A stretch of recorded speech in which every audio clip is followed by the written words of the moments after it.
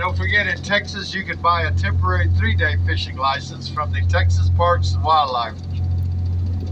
They also, out there at the very end of the peninsula, you're going to see that they have a fishing pier. You can go out there and catch a variety of different fish that we have here in Galveston Harbor.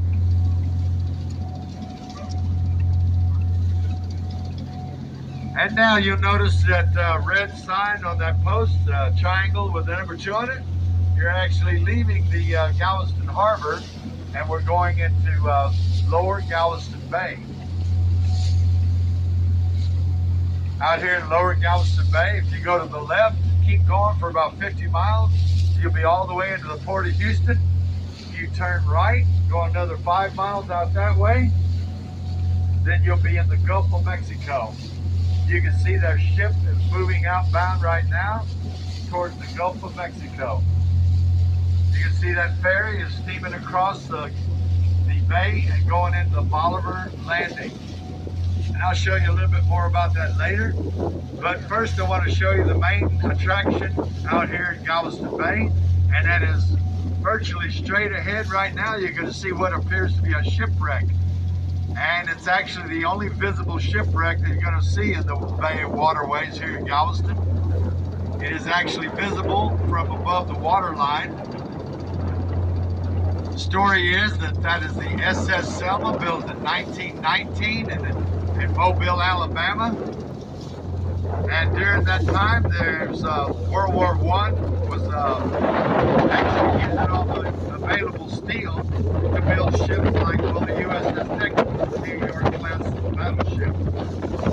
So it left very little steel for the commercial shipbuilders to work with.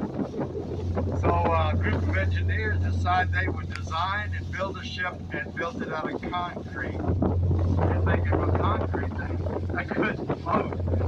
Couldn't possibly float, but it actually did due to the law of displacement of the vessel. They engineered it just right where it did float. It did just a fine job. But about a year and a half, they actually built 12 more concrete ships like her. She's 144 feet. She was built as an oil tanker, and she was delivering oil down to Mexico, when she struck a jetty there in Tampico, Mexico, and it fractured a 60-foot long crack down the side of the ship. Well, she started sinking rapidly. So they had to do something quick. All the sailors jumped over the side and plugged the hold up with bubble gum and managed to cripple the ship back here to Galveston. And after several attempts in several different shipyards, they were unable to be successful in manufacturing their structure equipment.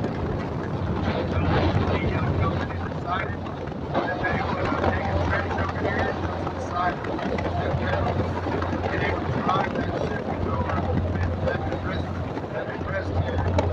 Actually scuttle it, let it rest here in Galveston. Use the ship channel. She's been here for well over 100 years, laying to rest as a historical monument.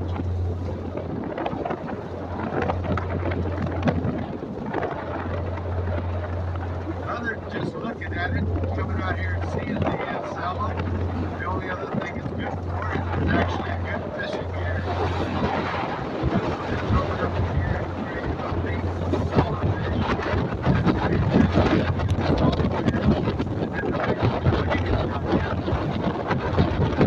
They got a fish all the way up to 5 years ago. They caught a 19-foot hammerhead shark right here in the location.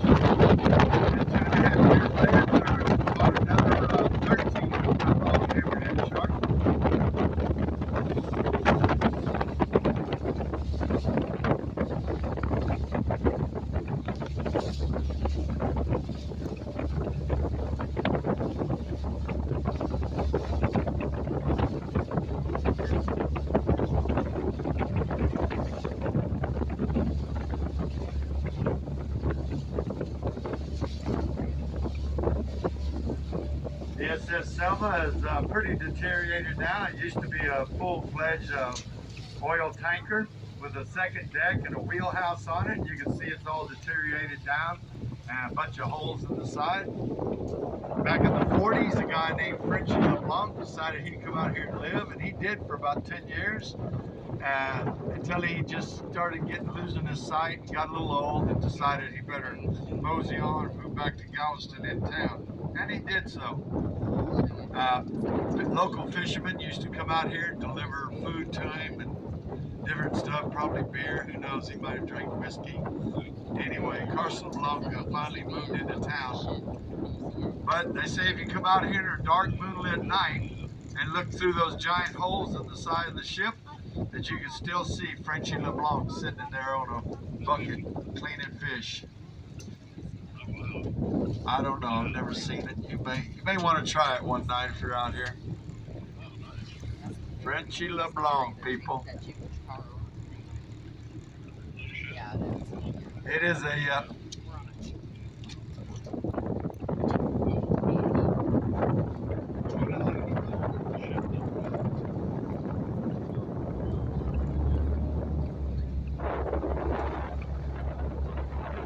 well, anyway, folks, I think that's the last part of the tour I can tell you anything about. About extinguished my knowledge of Galveston Harbor and Channel. And I've been yakking at you about 45 minutes. I'm going to go ahead and get off this microphone and give you a break. Just let you enjoy the ride back. If you have any questions, or maybe you'd like me to take a family photo, something to go in the refrigerator, just let me know. And I guess I thank you for joining us. I hope you learned something about Galveston. We just hope you enjoyed it. Thank you for joining us today. Again.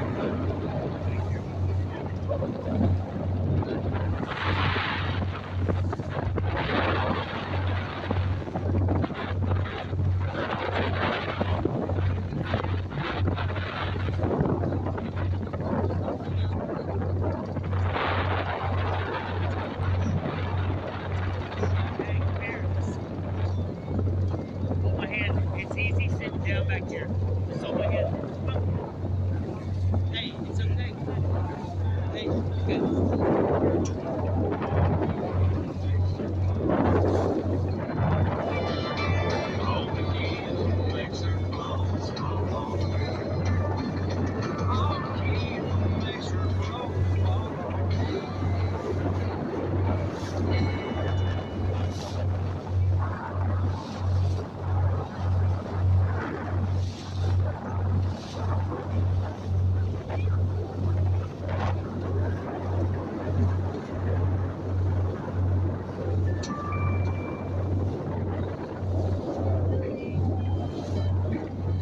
Since you turned the table, I've been steady learning, keeping this turntable spinning. Everything from Jones to Jerry's, slowly planning how I survive.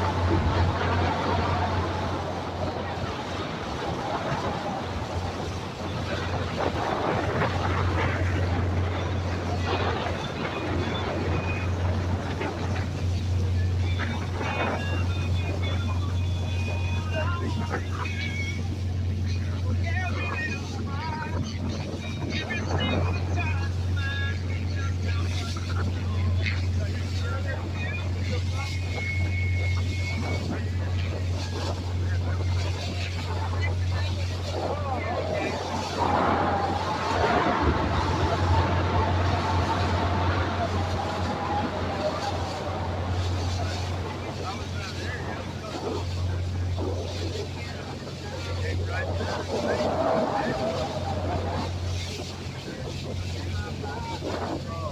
haven't lost any. Oh, you did? I forgot to say that.